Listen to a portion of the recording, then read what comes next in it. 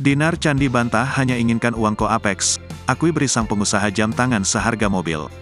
Disc joki, DJ, Dinar Candi membantah tudingan yang menyebutnya hanya menginginkan uang Ko Apex, akui beri sang pengusaha jam tangan seharga mobil.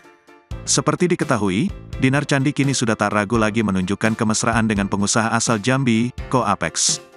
Menilik ke belakang, hubungan Dinar Candi dan Ko Apex tidaklah berjalan mulus. Dinar Candi sempat dituding jadi orang ketiga dalam rumah tangga Ko Apex dan mantan istrinya, Ayu Soraya. Dinar Candi disebut-sebut menjalin hubungan dengan Ko Apex saat sang pengusaha masih berstatus sah sebagai suami Ayu Soraya. Kini Ko Apex dan Ayu Soraya pun resmi berpisah sejak Pengadilan Agama, PAK Kota Jambi mengabulkan gugatan cerai Ayu pada Selasa, tanggal 12 Desember tahun 2023, lalu. Setelah Ko Apex resmi berpisah dari Ayu Soraya, rupanya tak meloloskan Dinar Candi dari tudingan miring. Pasalnya Dinar Candi kembali dituding hanya menginginkan uang Ko Apex. Mengetahui tudingan miring itu, DJ bernama asli Ai Dinar Miswari itu bergegas membantahnya.